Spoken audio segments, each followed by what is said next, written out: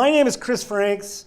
I have founded, we founded Denver Founders, and I am actually one of the co-founders of Denver Startup Week. And what that means was I was at a beer meeting, and we all got together and were like, dude, we should have a startup week. Like, yeah, we should do that. And that's about the last I did for Denver Startup Week. But I call myself a co-founder for Denver Startup Week. I'm also the co-founder and CEO of a little company called CleverFunnel. We are located here in Workability. So if you want to come, I shouldn't say that. That just fucking ruined the opportunity for people to come here, shouldn't it? Yeah, sorry. God, that's horrible. But we do growth marketing, and a lot of the stuff we're going to talk about tonight we do on a day in, day out basis. So there's a few other clever funnelers here. Raise your hands. If you have questions that we don't address, just you can kind of talk to any of our clever funnelers. So again, my name is Chris Franks. I'm going to introduce you to a man who, he once saved my life. No, that's not true at all. His name is Jay Mays. He's the founder of Pitch Labs. He's the founder of Mozman Consulting. And he has the absolute best dad jokes of all time. Ladies and gentlemen, give it up for Jay Mays. Thank you. All right, so first off, I'm 5'9", so anytime I see a step and the ability to get up, I'm getting up. Did I tell you about when my son turned 4? No, tell me. All right, so my son turned 4 and he had to have Batman at his birthday party. And I'm like, no way we're doing that. I do not want a tall, dark, brooding, gorgeous superhero. Very good looking man. Yeah. In my house, emasculating me. Plus, isn't Batman an orphan obsessed with revenge? I think so. That's not appropriate. So anyway, I lost that fight. My wife books Batman, right, at the house. The moment of truth comes, the knocks on the door. I open the door. Batman is 17 years old. My son looks at Batman, looks at me, looks at Batman, looks at me. He's like, Dad, you're taller than Batman. I said, I know. That's the greatest day of my life right there. So if you need a short Batman, I will hook you up. Get up here. Get up a 17-year-old. All right, so awesome to kind of start this off. We're going to kick this off by a couple of fun facts. The way business has evolved in the past 5 years is bigger and more profound than the previous 500 years. That basically is a quote that I made up. We're living in a time in the sales world where there is no such thing as cold calling anymore. There are several people that look like you've got a great haircut. Several people that are as old as I am in the room and that might have been involved in sales like in the late 90s. I was 1997, I used to sell something called long distance. Raise your hand if you're under the age of 40. Okay, for those of you that are under the age of 40, long distance is this thing where you used to pick up this thing called a landline phone and you have to dial 1, no, all right. So I sold this thing called long distance. And my job in 1997 was to go downtown in my cheap Men's Warehouse suit in business cards that were printed on paper that I cut out by hand and get kicked out of office buildings. It was cold calling. My job was to show up and to try to meet the decision maker through showing up unannounced into somebody's office, right? How well do you think that works in 2019? Depends on your market segment. I imagine you're correct that if somebody is sitting by their desk, I just can't imagine. But actually, I don't know. Maybe we'll talk later, right? Yeah. Today, there's a whole industry built up around keeping you the fuck out of people's offices, right?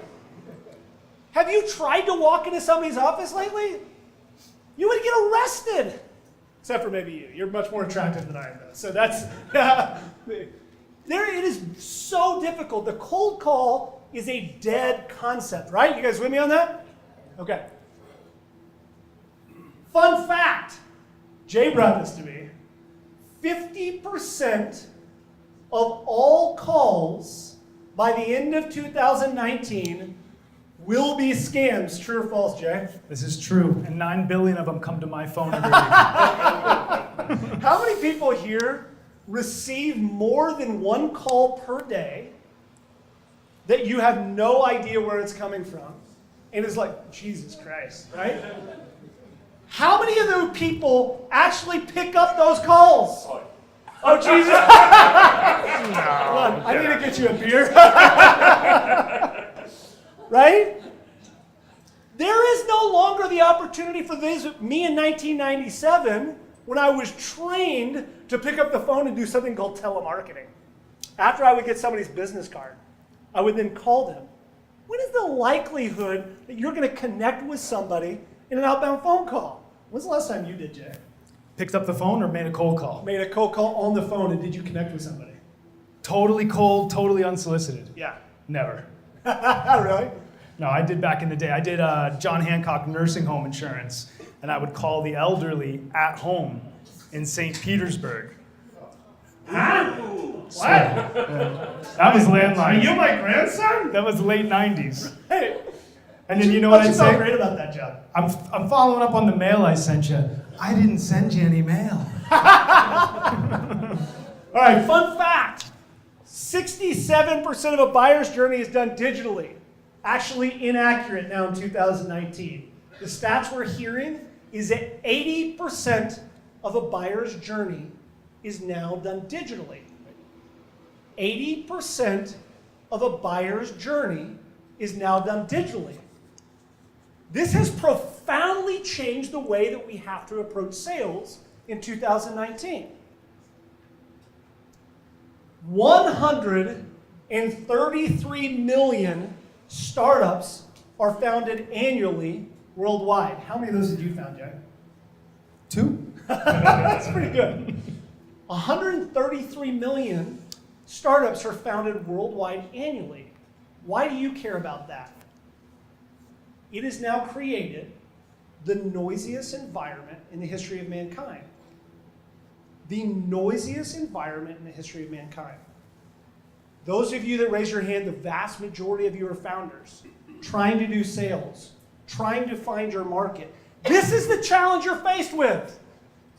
You are now faced with the noisiest environment in mankind, and you're competing with 133 million other companies.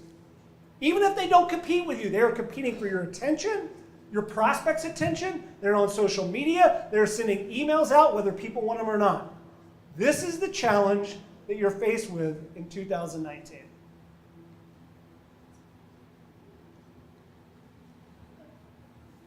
For those of you, I didn't see anybody. This is usually the moment I go, don't worry about taking notes. None of you guys were taking notes anyway. So I don't worry about this. You guys go onto this URL. You guys can download the deck straight from this URL. We updated the deck, so if you already have a previous version of the deck, this one will be up by tomorrow. But if you send an email or just sign up on here, we'll send you a copy of this deck. And when we get the video posted, we'll send that to you as well. I think, are we able to do that? Okay, good. Thank you. We didn't ask about like how much you're going to charge us for the copyright there. Yeah. All right, so what is a smart founder to do? What is a founder who needs to try to sell to do? To help you get your mind wrapped around this world, we developed the new laws. Number one and most important, people lie. This is not going to be a political conversation. However, there was no major poll that had Donald Trump winning the presidency. None. Why? Because people lie. 40 million Spice Girls albums sold.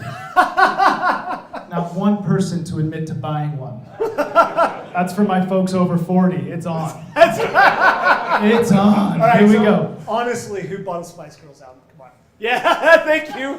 Thank you. There's some honest people in the room. Right. People lie. And as a matter of fact, sometimes even when people lie, they don't believe that they're lying. So those of us that are in the startup world, we were all born around this concept of the lean startup, right? The lean startup taught us to go sit across the table from somebody and ask them the hard questions and say, will you buy my product? And you know what they say? Sure will. Absolutely. Absolutely buy your product. And then you build that product and you show up, what, maybe 3, 6, 8, 12 months later? And then what do they say then? Oh, shit, man, it's been a rough quarter. Could you come back next quarter? We're like, you just told me you would buy that, right? People lie. We have to figure out a way to get around the fact that even when people think they tell the truth, they're not always being 100% honest with you. Number 2, data matters. In 1997, the only data I had was what I did on the little back of the business cards that I collected. There was no such thing as tracking. Data is the single most important thing we have available to us, and the tools we have available for us today are way more profound than we had in 1997 and beyond. Sales and marketing and product design. This is something we talk about a lot. In our world, in the lean startup world, they say, go build a great product, right? Build this great product and people will show up pounding down your front door. That is categorically false. Categorically false. You can build a great product. There are great products out there right now that would help make my life easier that I don't know about. There is no such thing as pent-up demand anymore. We have to solve these problems, right? Part of the problems that we have to solve. So the point being, on the previous one, you have to spend, it used to be build a great product, worry about sales and marketing later, Mr. Founder. Don't worry about it. You can figure out how people are going to sign up to it after a while. That is categorically false in 2019.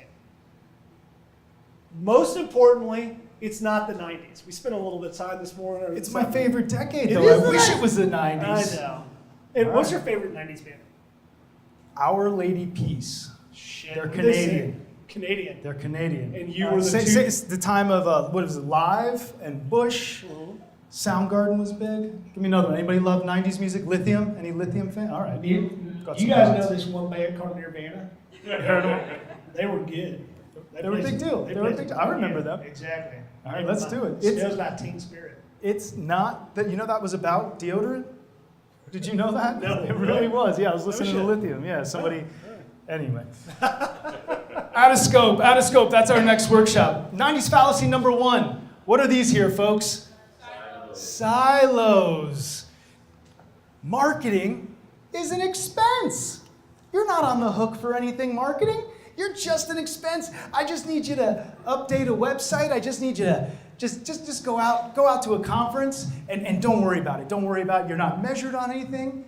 You don't have to provide any leads. You don't have to have ROI. Don't worry about it. Marketing is expense. Sales, you're my revenue generator. That was the 90s. That is not the case anymore. It is one funnel. Marketing on top, sales on the bottom. What's the cute little buzzword that HubSpot uses to talk about your combined sales and marketing team? Anybody know? You could just scream it Pay me out. $1,000 a month and we'll get HubSpot. Yeah, right? That's No. not Smarketing. Very clever. Smarketing. Smart. And I like the dad jokes. I love the puns. 90s fallacy number 2. I remember working, and my boss came up to me with no data, and he says, your budget, your quota is $2 million. And I said, all right, boss, how did you get to that $2 million? He said, well, we need to hit $10 million for the whole company, and there's 5 salespeople. That was it. That was the total science behind it. Just because there are some older salespeople in the room, who here has had that exact conversation with people? I'm surprised it's so few. Yeah. Who here has ever used a shoebox and index cards as your CRM? That's right. We are, all right. So what do you do when your budget the next year is $20 million? I know what we do. We got to fire 5 more salespeople. That's right. Double quota? We just double our head count, right? We just talked about it. Sales and marketing is the same funnel. In a healthy company, and this number can be debated, in a healthy company, I'd like to see anywhere between 50 and 60% of leads quality or not, to be inbound, to be coming at the sales team. That doesn't mean the sales team is off the hook for their own leads, but there needs to be some type of inbound gravitational pull. This is not the 90s. All right, 90s fallacy number 3. How many people in here, in your personal life, you've ever bailed? You said, no way, you've bailed on buying a product or service because you did not like the salesperson. Oh yeah, oh yeah. And conversely, how many people in here have ever bought something they really didn't need? Be honest. Because you really like the salesperson. All right, it's a safe place. Anybody want to admit something? Yeah, there's a couple of autistic people in the room that are just like, no, I did not do that. What do you got? Just throw one thing out. I want to hear. ShamWow. Yeah. I love it. I love it. Anybody else? Pretty. I bought a car. A car? Yeah. Really? Yeah. Because you like I'm the... not proud. Get off the lot. Yeah. All right. Number one answer I get in Pitch Lab workshops is a juicer. Juicer. So beware of very charismatic juice salespeople. The point here is we want to do business with people we like and trust. Glengarry Glen Ross is dead. It's dead. Wolf of Wall Street is dead. That shit is dead. That does not work anymore. The high pressure tactics. Leonardo DiCaprio's acting career, very much still alive though, folks. And then the last thing is, why does the high pressure tactics not work anymore? Why does it not work? The World Wide Web. Not just the internet, the World Wide Web. Explosion of information. Yeah, so we've now entered into the to the age of the buyer. It used to be where the salesperson was the shepherd of the information. I can't remember, is it? Yeah. Oh, sorry. Right? Got it? Okay. So, in 1997, the buyer's journey was as follows. You would do some research, and then you would meet with a salesperson. And that salesperson would shepherd you through every part of the buyer's process. As a matter of fact, that's what we were trained to do. When is the last time, so think about it for a second, what is the last purchase you made over $1,000? Jay, what was the last purchase you made over $1,000? A box of ShamWows. No, it was probably a car. It was Car, probably a right? Yeah. How long did you spend researching that car? My wife and I, mostly my wife, a lot. We knew we had our mind made up almost definitively by the time we hit the Honda dealership. Is that consistent with your experience for that purchase over $1,000? Right? Have you made a $1,000 purchase on the spur of the moment? We don't do that anymore, do we? Why? What? I didn't hear what? Me neither. We're entrepreneurs in this room. This is founders. Yeah, exactly. With different founders. Exactly. That's good. The last. God damn, that was good. Yeah, thank you. So, last purchase over $1,000. Somebody give me an example. Mountain bike. How much time did you spend researching the mountain bike? 60 hours researching the mountain bike. How many different websites did you visit? 30 websites, right? To make a single purchase. When you went in to buy that mountain bike, did you inform the salesperson and the salesperson inform you? Right. This is the buyer's journey.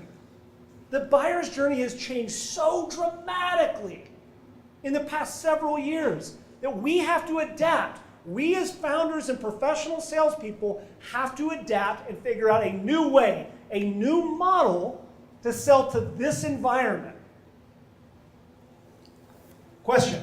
The answer's up on the screen. What is the single most valuable thing that you control as a founder? Time. I would argue, a lot of founders would say, you know what it is? It's money, it's capital. And I say, bullshit. It is time. The single most important thing that you control is your time. Why does this matter for this conversation? Because as a founder, you have so many different opportunities and so much noise trying to teach you how to sell, right? How you choose to go to market is as critical of a decision as you're going to make in your company. Time. Time is the most important factor. All right. Moving into the actual mechanics of the funnel. Everybody familiar with the funnel? As Jay said, we work in a world. I'm a traditional, little bit more marketer. You're traditionally more in sales. We work in one environment. There is no such thing as silos anymore. We have to work together. As a founder, do not consider sales and marketing different. One of the funny things is, I always thought it was hilarious that in big companies, there's always fights between sales and marketing. And so startup people, we like to try to emulate what happens in big companies. So the first thing they do is like, oh, just hired you in marketing. You're gonna fucking fight with that sales guy, aren't you? That's an absolute false dichotomy. We have to figure out a way to solve this problem. There's 7.7 billion people on the planet. You need to find your addressable market. Presumably it's less than 7.7 billion people. If it's not, come talk to Jay and I, we'll invest. Jay will invest. And this is it right here. The definition of qualified. That's what sales and marketing people, that's what they want to fight about. Is that a lead? Is that an unqualified lead? Is that a qualified lead? So as Chris goes through the top, we're going to talk about that middle, that sticky middle, to define what is qualified. How do you bring that contact, that prospect down from top to bottom, where somebody says, hey, let's chat. Let's talk. I'm ready. I'm ready to interact with another human being, which none of us really want to do, but right, you got to do it.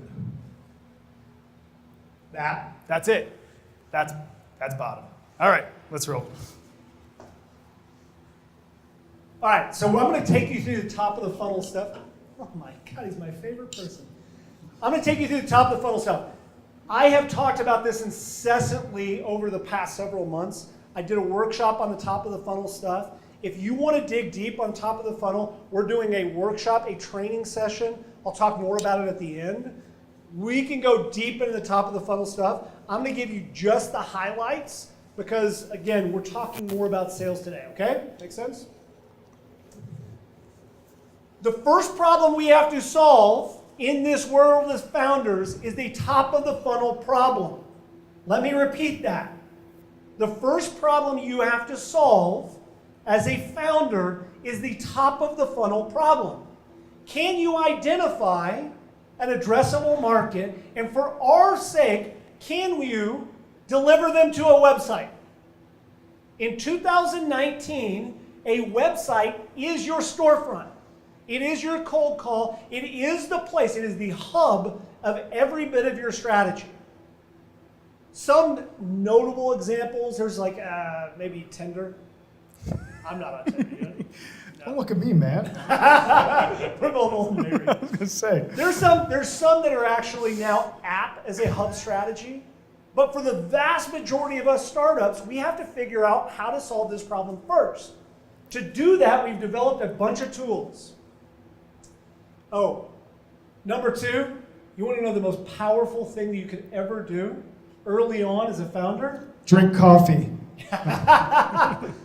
When somebody signs up on your website, buy them a $5 gift card to Starbucks and get them on the phone and ask them why. Particularly early on, we're solving the top of the funnel problem, right? So keep that in mind. We're not going to go deep into it, but that's your tactic. So the question that we're trying to solve is, who is your target market? And how do you get them on your website? Problem number one, top of the funnel. Who is your target market? How do you get them on your website? We start off with these three tools. We call it the P, the D, the M. We're super clever. It's called persona driver messaging. I'm going to go through each of them really quickly. Persona, amalgamation of customer characteristics. Any product people in the room? Yeah? Product we stole from you guys. So the growth guys stole persona work from you guys. We started with this concept of building user journeys, etc. So we create these amalgamation of customer characteristics, personas. Our personas, we get oddly specific with our personas. We give them backstories. We tell them what they care about. All this stuff, there's tons of resources available on the CleverFunnel website if you want to dig deep into this. But for now, we're just going to kind of skim over the top. Drivers. Something weird happens in the world of digital. Turns out, if I serve Jay an ad, and I say, Jay, check out my website. Jay, check out my website. Jay, check out my website. The likelihood Jay clicks on that ad goes up dramatically the first 3 times he sees that ad. The 4th time, what happens? It drops dramatically. It's a weird phenomenon that nobody's really been able to figure out yet. So once you understand our persona, instead of going directly into the perfect message to deliver that person on an ad, we spend time trying to figure out what these people care about. What is it that attaches that person to the product or service? Make sense? Persona, now drivers. For the people that have been around in sales a while, you guys remember the dominant buying motives? We were taught this. The dominant buying motives. Desire for gain, fear of loss. This is what we're trying to attach to. We're trying to attach to what is it that motivates these humans to then take action based on the product or service you're offering. Finally, it's the message.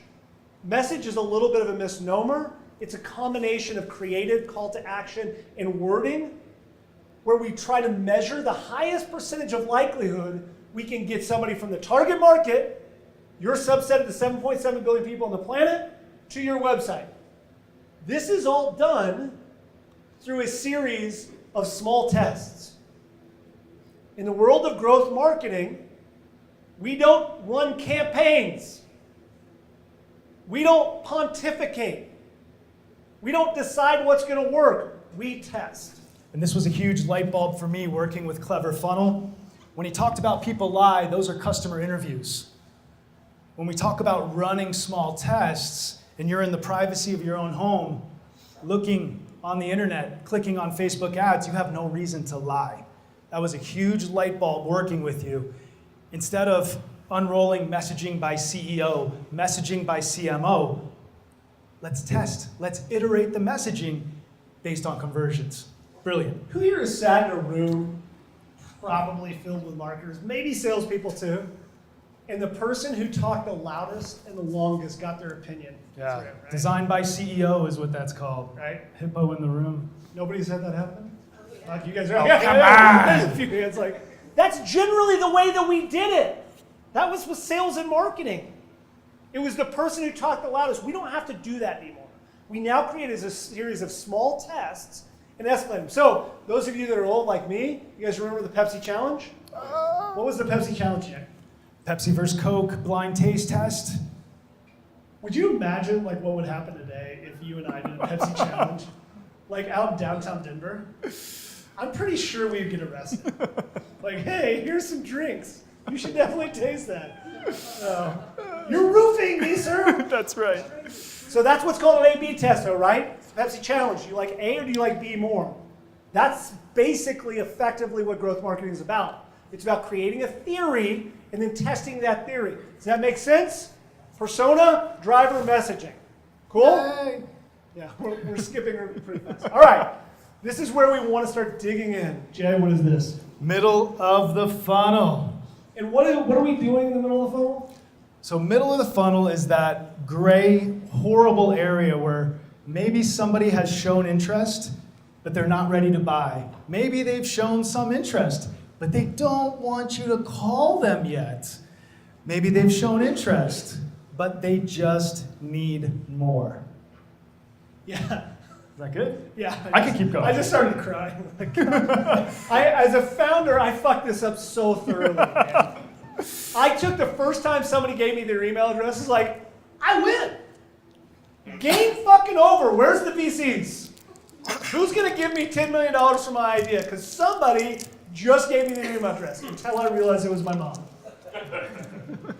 Right?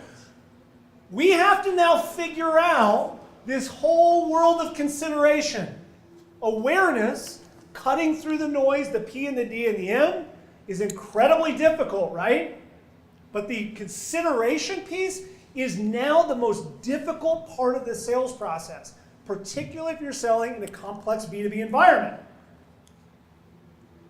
So the question I want you to ask yourself is, what information does your prospect need from you to make a smart decision about opting into the sales process? What information do they need from you to opt into the sales process? The problem with this, Jay, is what?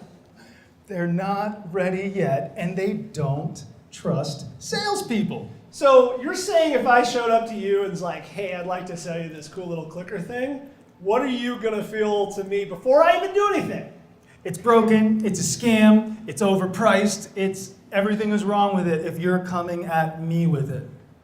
So you're saying that there's maybe a wee bit of skepticism with your prospects? Yes, sir. Do you guys feel that? Do you feel the skepticism that exists inherently in the marketplace today? I'm skeptical for them. Why? Well, we talked about the half of all cell phone calls that are trying to do that. People are wildly skeptical. What was the YouTube video you sent me? It's freaking hilarious. Sebastian something. He's got a new Netflix special. Yeah. Sebastian. Italian last name. Yep, Italian last name. Yeah, but he talked about what? Viral video when someone knocks on your door 20 years ago versus when someone knocks on your door today. Right? And everybody understands this. Has anybody here dove behind the couch if somebody knocked on their door? Yeah. Get down, don't open the door! Look out first! Look out first! Don't open that door! We are dealing, remember the noisiest environment of mankind? We're now dealing with the most skeptical environment of mankind. You have a problem. People don't believe you. There is no inherent trust that exists. It's a fundamental problem in this mid-funnel environment. Jay, I'd like you for a moment to pretend you're a lawyer. So to go from a salesperson to a lawyer. What are you doing to me, man? That's right. Next, imagine you're a dentist. Oh, Jesus. You're the single most hated man. That's right. Right That's now. right. Are there any lawyers in the room? Oh, Jesus Christ. Sorry. Fuck, I'm sorry. Actually, you'll be good. So here's the argument that I want to make. I want you to imagine for a second you're a lawyer. What do lawyers do in the courtroom? They make cases. That's it. They make cases. They're trying to argue a case. In this particular case, we have the scales of justice here. Right? Too expensive. I'm busy. Change is hard. Skepticism and distrust. Distrust. I got you covered. Which is a new Chris. I got you product. covered, bro. That's actually I wasn't reading. It's ShamWow and Distrust. There you go. Every sale that you make, imagine this scale with your prospects. So somebody's giving you your email address. Somebody has said they're aware. Somebody's maybe even expressed a little bit of interest. Maybe they downloaded a white paper. You still have to figure out a way to make a case like a lawyer does to tip the scales in your favor. Make sense? How the fuck do you do that? Again, the argument that you're trying to make is what information does my prospect need to make a smart decision? In this particular case, what we're trying to find is how do we tip the scales in our favor, right? So, the answer is content. The answer is content. Instead of asking the argument, ask what content does my prospect need to help convince them to talk to me? What content does my prospect need to convince them to talk to me? And then, how do we deliver that content? These are the most two important questions in the mid-funnel conversation. The reason we spent time in the mid-funnel is remember how we tested our drivers?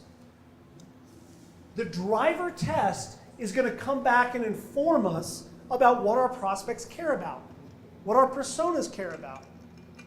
How are we going to build this content and what content do I prioritize? The driver testing was what did that for us. So, we're making arguments. I just break down arguments into three categories. People can argue with me, and maybe it's different. Three basic arguments. Number one, logical. Number two, emotional. Three, weird. Weird is just a catch-all category. What's the craziest thing you ever done for a free t-shirt, Chris? I've done some weird shit, Jack. I'm not gonna lie. One of the things, so In weird, entire fucking businesses have been built off of giving away free t-shirts. As a matter of fact, that was like startup strategy in 2003. Nobody did that? I think, wow. T-shirts are more special when they're shot at your face in a cannon. With a bazooka. So the question you're trying to ask, based on your research we've done at the top of the funnel, based on understanding of our personas, based on the understanding of what they care about, we now have to craft an argument much like when Jay is a lawyer.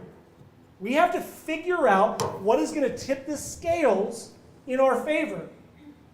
So we now have a series of arguments. These are just examples. There's an infinite amount of arguments in each one of these categories, right? Which argument matters? What argument are you going to use? Don't say you know. What do we do with it? We test it. We test, right? We continue to test. The second part of the question that I asked you, how does this person need to receive that information? One of the things we do, Lisa's in the back, she's the co-founder of CleverFunnel. Lisa and I are effectively the same persona. If you're marketing to Lisa and I, you're basically targeting the same person.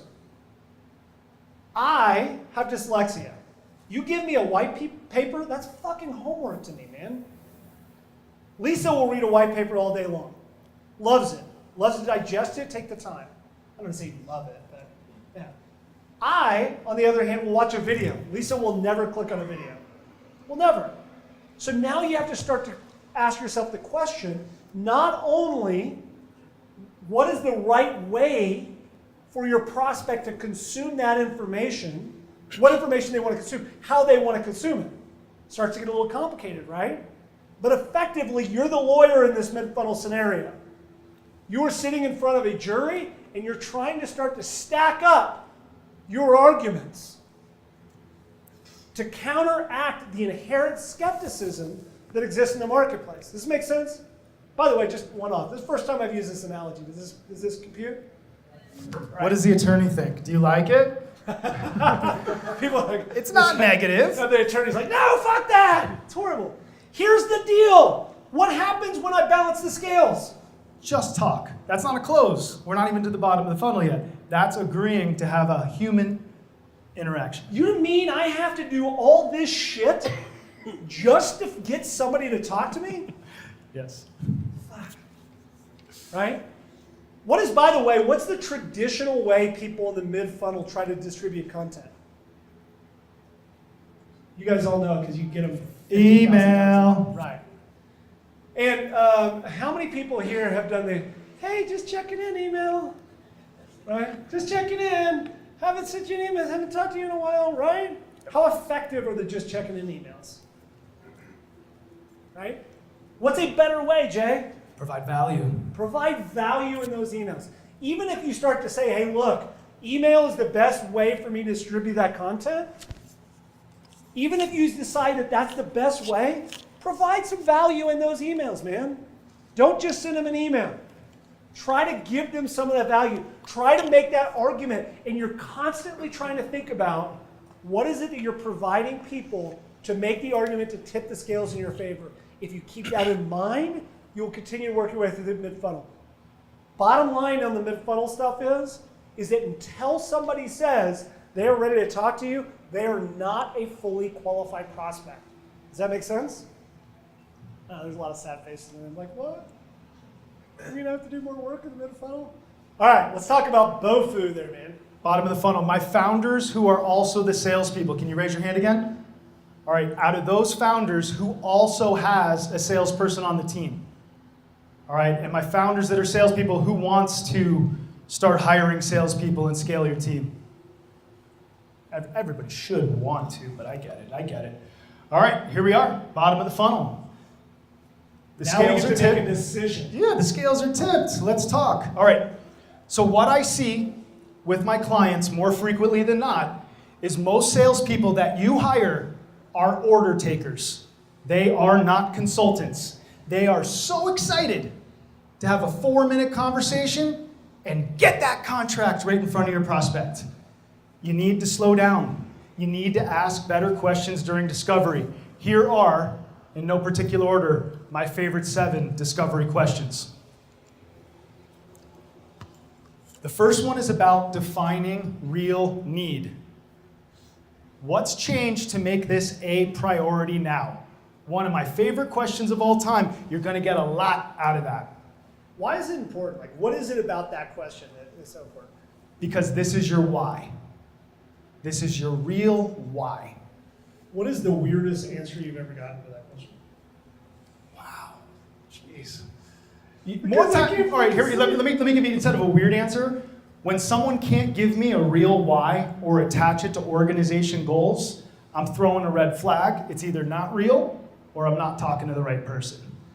The why, the true why, if you can figure that out, you're going to evolve from an order taker to a consultant, right? That's what they call the value distance. People, your prospects, your buyers think they want something. By asking why, we're going to figure out what they really need. And this question right here, just as by color commentary, would have saved me several hair follicles. Like when we started CleverFunnel, the moment somebody said, hey, we're interested in you, I'd be like, great, let's spend time together. And then I'll do like 14 hours and I'll do a proposal. And then I'll follow up with a proposal 17 times without any of this understanding. You got it. You got it. And it's all going to come, as we wrap this up, it's all going to come to predictability. You ask better questions, your opportunities are going to become a lot more predictable. My favorite question number 2. What do you think the right solution is? We talked about car, right? Buying a car. We got to the Honda dealership. My wife was set on the Pilot. She said, I want a Pilot. If the salesperson at the Honda dealership, after listening to my wife, said, I hear you, but let's go test drive an Accord, what would happen? I'm going to guess your bounce, right? Like, so if you would have gone in and be like, this is the bike I want, and somebody would have been like, yeah, but no, you really don't want that bike. You're like, fuck you, man. I've done 60 hours of research. Worst case scenario, you don't feel listened to.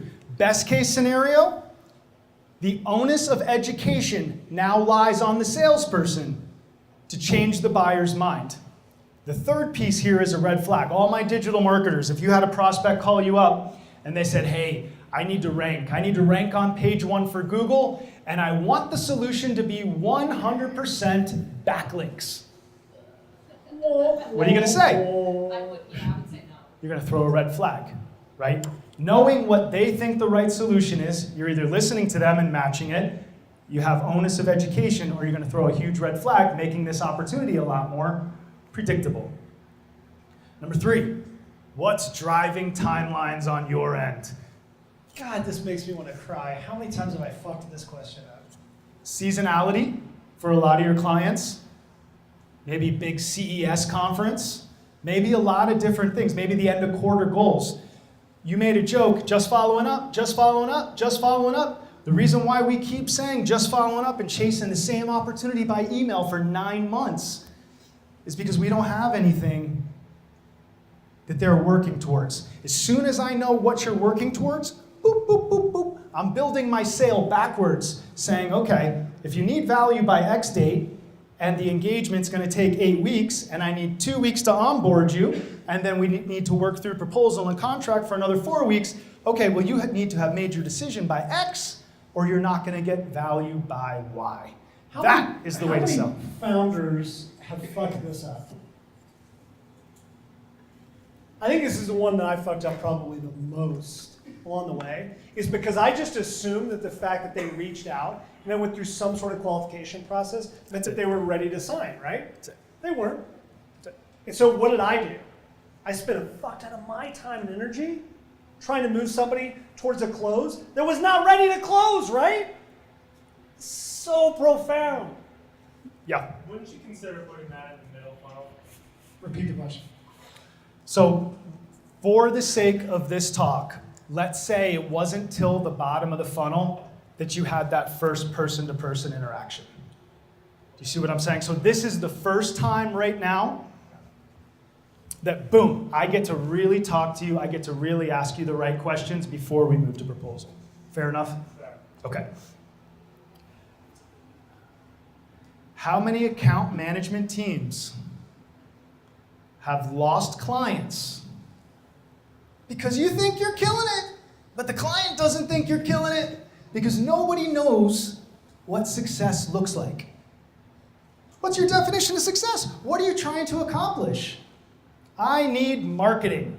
I need to increase revenue. Okay, great. By how much? What do you really need? What are the actual KPIs attached to organization-wide goals? If you don't know this, you're going to have a heck of a time pleasing the client, understanding what success looks like to retain that client. I'm gonna just. This is screwed up all the time. I also think as a founder, I think it's even more profound, right? Because as founders, we're also trying to develop a product at the same time, right? So this right here is not only giving you an indication of what it is, like what you can measure your success and whether or not you can claim victory, but it's also telling you what you need to build next. It's also giving you indication of your product or service, whether or not you're on track or right track. So I come in as a growth marketer and be like, Jay, hey, what's your definition of success? Because I'm a growth marketer. And you say, how many, I don't know, like, Increase my website visits. yeah. And I go, oh, okay, that's a pretty easy one. But what if he says something to the effect of, hey, listen, I have a shitty product, and I need you to just sell it for me. Right? Good fit, bad fit? Do I have to do something different? Is that the right fit for us? Point being here is this is a huge question to help you as a founder make sure you have product market fit, which is really what we're all looking for, right, as founders? Not what is your budget, how did you come up with a budget? Look how these two fit. What does success look like? Given that this is what success looks like, how did you come up with budget? It is very difficult for most salespeople. Nobody really wants to say, what's your budget? By saying, how did you come up with a budget? That's your way in to then get to what is your budget. If they don't know what success looks like, how do you know how much to spend? You just have just money there. Even if the person you're talking to says they don't know and they don't care, someone in the organization cares. There's no way that a CFO is going to stamp a check without some type of ROI analysis, without understanding the value before they assign a budget. Don't ask it as what, ask it as how. Be honest. How many of you are a little bit terrified to ask this question? Yeah, of course. Of course. Right? The budget question. Not as This what? is the best way to ask the budget question, though, right? How? Why would you be scared of asking? Oh, well, because you're tougher than we are, Joe. And better looking. All right, two more. Who else are you talking to? If a client finds me off of a Google search and they're talking to 12 other people, how excited about this opportunity am I? Not very. They say, hey, I'm talking to you and maybe one other person, and you were a referral from XYZ. I'm going to give that pretty good priority. I want to know who else. Even if you don't tell me the names. Are you looking at 2 other companies? Are you looking at 5? Are you potentially considering doing it in-house? What am I up against? It's going to increase your predictability on these deals. And the last one, this is exactly how you articulate it. Who all, in addition to yourself, is involved in making the decision? I can't tell you how many times my sales teams, where did the contract? We got this. Oh, we have a decision maker that came in from left field, and now we're renegotiating everything. I'm not saying you need to talk to every decision maker, but you need to know that they're there. You need to know how they're making decisions. You need to know what success looks like. You cannot ask your brother to borrow your dad's car. We got to at least know.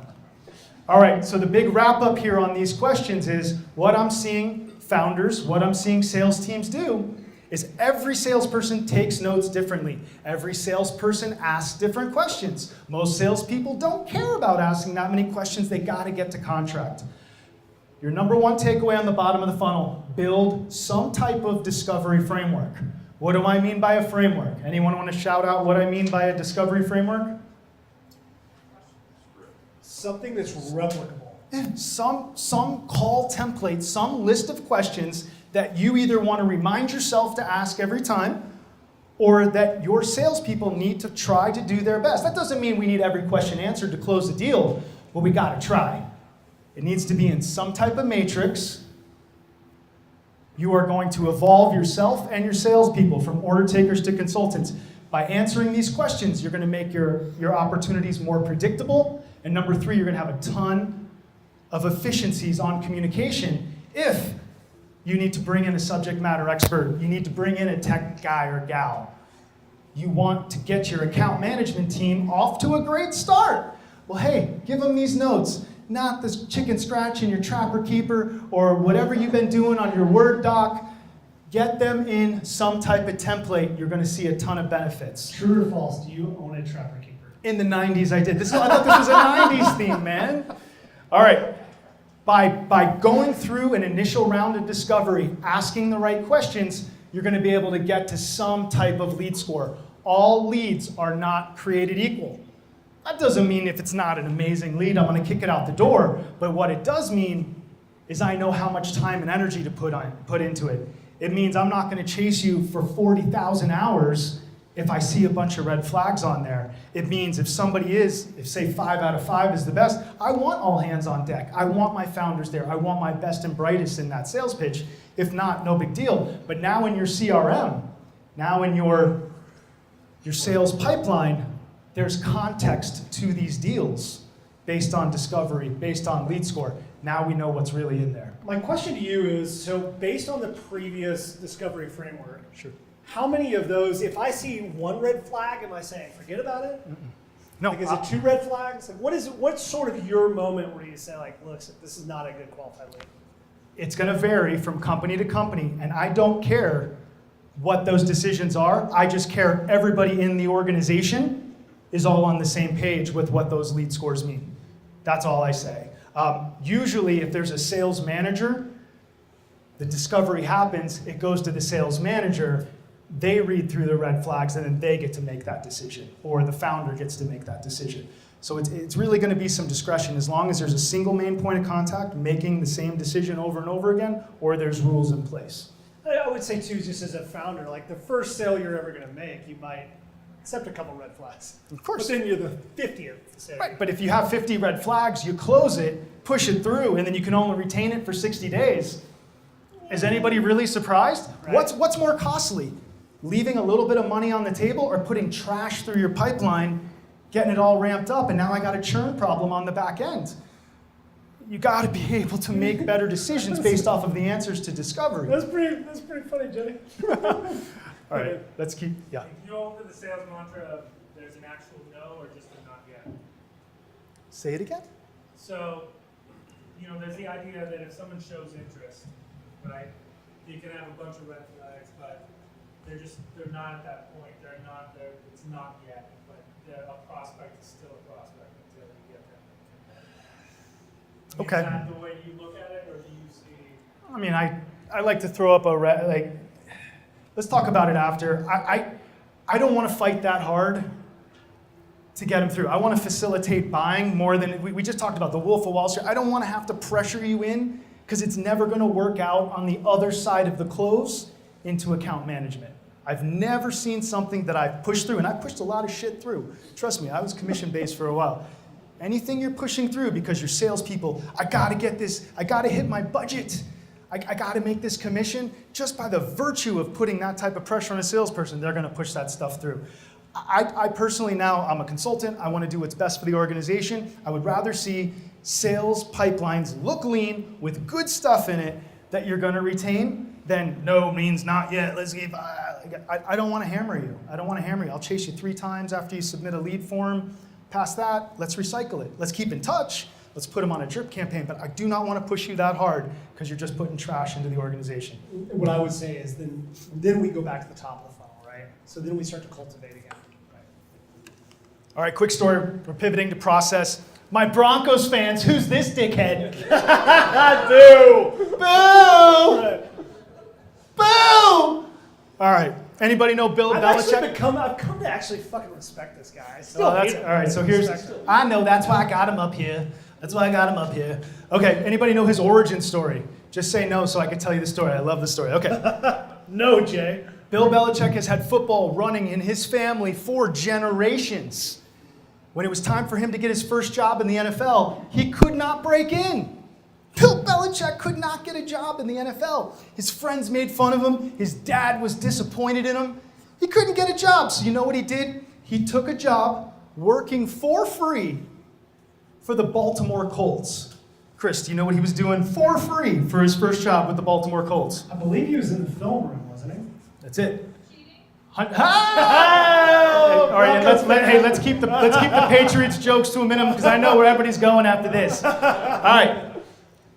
Watching film, analyzing hundreds of hours of film, doing the worst grunt work. But from that grunt work came Bill Belichick's philosophy on football. From that grunt work came Bill Belichick's system, his football processes. He's been blessed with a ton of star players. But you want to know? He's also had some so-so players and still won a ton of games. Because what's his mantra? Do your job. I wrote it on there for you, and you still said cheat. Jesus. If the Broncos would win, I could put a different coach up here. All right. Do your job, because the football system, Bill Belichick's system, Bill Belichick's process is bigger than just one star.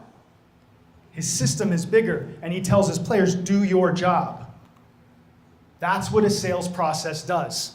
A sales process takes something super complex and breaks it down into simple steps, right? Even a sales process that isn't working well is better than no process at all, because consistent systems can be improved upon. You cannot improve random systems. So let me bring this to what I see.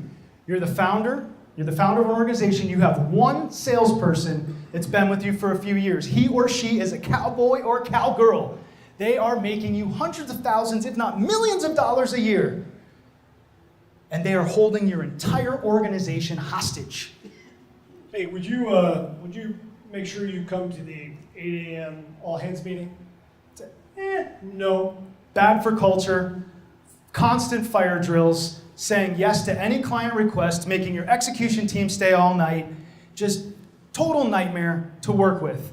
But you know what? That founder cannot get rid of that salesperson because you're holding the whole place hostage. And what's worse, the founder cannot drop salesperson number 2 or salesperson number 3 because there's no process. Nobody knows what this cowboy or cowgirl is doing. So the whole organization is hostage. It's a toxic culture because you don't have a system. Be more like this guy, where your all-star, where your cowboy or your cowgirl is just dropped in. Tell them to do their job because you have a bigger system in place. This is generic. This is about 95% of everyone's sales process in here. Take a minute and look at it. This should be the stages of your client-facing sales process. Were you ever the sales cowboy? Oh, yeah. Were you? Yeah, of course. Of course. Did you ever not show up to 8 a.m. all hands meetings? I was never that cocky. No, I got that people pleaser in me. I never did that. But yeah, Who here had that, by the way? Like, who has worked in an organization where there's just an asshole salesperson? Yeah. Okay. The point I want to make here on the sales process, and we're going to wrap this up, the point I want to make here is I have founders come to me and say, Jay, I got $600,000 in contract. I need to close them. Help me close them. Okay, maybe. Or maybe closing is not something you do here, but closing is something you do all along the way. This is steps. So then I investigate a little further, and I'm like, tell me how we got $600,000 in the contract. And they say, well, mostly my salespeople get a lead, talk to the prospect for 10 or 15 minutes. Whatever information the prospect gives, they give. And then we send them a contract. We send them a contract. Do you owe somebody something, talking to them for 15 minutes, and they send you a contract by email? I don't know. That's why it goes dark. They don't owe you anything, right?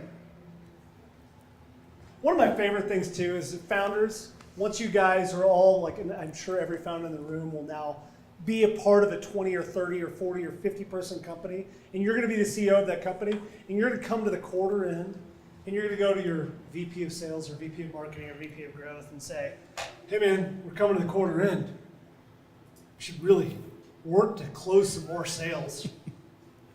Yeah. Really? You're going to work, like, you've got a bunch of people in discovery, like, suddenly I'm going to figure out a way, my entire sales team is going to figure out a way to just skip through this process? I love it. I love it. And create some urgency. Create some urgency out there. You're not going to create urgency in someone's buying process. You're just not going to do it. Yeah. Maybe if I got a timeline. If I discount the shit out of it, maybe, but We're not doing that. Yeah. We're not doing that. not doing that today. Anybody know the Ben Franklin effect by show of hands? You want to scream it out? Okay. By the way, do you think if I grew my hair long, that I would look like Ben Franklin? Kinda. Stole it. Yeah, I think I could do it. I think I could pull it off. I love it. All right, so what the Ben Franklin effect means is, if I do something for you, you don't necessarily like me anymore. But if you do a favor for me, it makes you have more affinity towards me. Cognitive dissonance. So the quick story is, Ben Franklin had an arch nemesis. It was a legislator, and they hated each other's guts. They totally hated each other's guts, and Ben wanted to get him on his side. So instead of doing a favor for this legislator, Ben said, hey, I heard you have this dope book on lightning. I'm making that part up. But he did say, I heard you have this amazing book of oddities. I would love to borrow that book, and I'll give it back to you in a few days. The legislator was like, sure, Ben. Gave him the book. Ben Franklin gave it back with a note. They were friends ever since. By having someone do something for you, you're getting them to invest. And they have to say, do I like this person enough to continue the conversation? Do I like this person enough to take them to the airport? Do I like this person enough to borrow their book? So, back to my salespeople, that on the first discovery, I can't wait to dump. I can't wait to sell and give you every piece of information on our product, on our service. I can't wait to go as quick as I can and then send you that contract. That's the exact opposite of the Ben Franklin effect. We don't want to dump everything at the same time. We want to do it a little bit at a time. Give somebody in here in professional services. Anybody want to raise their hand for me? Yeah, are you? Okay. Professional services, what is your average sales cycle? How long does it take? Just in time. Just average. 3 months. I think that's fair. 3 months. When are you done selling? I'm sorry, I'm not going to attack you. When is your team done selling? Like, you've given the prospect or the buyer everything they need. Yeah, to make a decision. Yeah, but give me... I'd say probably 2 months for us. Like, Okay, I mean, so 2 months. I would agree. I'm about 90 days in. And by 2 months, I've probably given everybody. I've given them this stuff. Okay. You weren't the example I was looking for. No, I'm kidding. What I usually hear is average sales cycle is 2 to 3 months, and the salespeople are done selling in about 2 weeks. What are you doing from week 3 to day 90? Hey, man, just following up. Just following up. I'm just following up. We need to find a way to slow this down and get that information out. So now, as my sales manager, as my founder that I want to scale my team, we got lead. Does that lead look good enough to go after and have a conversation and actually give them our time? Sure. Boom. You cannot pitch. You cannot go to proposal. You cannot give a demo unless you've done your darndest to get those 7 questions filled out in that discovery framework. That's just the way we operate because I want this predictable. Then, once you've done that demo or proposal, I want them to say, yes, I'd like to see a contract. I'd like to see an SOW. Let's get the MSA going. So now I've closed you 3 times. What's my percentage of closing contract now? Should be up to 80, 90% because I've done all the right things. The prospect has agreed to come with me. And more importantly, they've had to make the decision to invest their time, as opposed to the buyer's job is to tell you as little information as possible and get the price as quick as possible. That's not what we want to do. We want to slow down. All right, I'm going to wrap here. Part number 3, this is the last one, my founders. I have clients and the founder or the CEO says, I want to stop selling. I'm tired, I'm good, it's time to hire in a VP of sales. Well, guess what, founders? You are very special. You know your product or service in and out. You are the head of the company. You're probably pretty charismatic, and if not very charismatic, you believe in your product more than anything in the world. And you intuitively know how to get a ball down the field in order to close. Here's the catch. You are not going to find a single VP of sales that is going to replace you 100%. Wait, what? Yeah. Damn it. 9 times out of 10, if the founder steps out, you need to move to a team sell. You gotta move to a team sell. A salesperson that knows how to build rapport, knows how to be likable and trustworthy, knows how to build a connection, has business acumen, and then maybe somebody as smart as you, a subject matter expert that's gonna ride along at the right time to be able to provide the additional value. You're not gonna be able to pull a VP of sales in and replace yourself one-to-one. If that VP of sales was that talented, guess what? They'd be a founder. Yeah, exactly. That's it. The other thing we could talk about with specialization of sales roles is my founders want to stop doing everything. Awesome. Here's what I want you to do. After closed comes account management. Go hire some account managers, founders, and stop being the account manager. And then up front, hire a low-cost resource that can at least chase down the lead, maybe do a first stab at discovery, maybe even get all 7 of those questions answered. But my founders, I'm probably going to want you to sit here for a long time. If you want to specialize sales roles, though, pull it into you in the middle, and you're not going to be able to jump out until you got yourself a well-oiled machine. Takeaways: discovery framework, consistent sales process, and specialize your sales roles. That's for your bottom of the funnel. Ladies and gentlemen, Jay Mays, everybody. Yay!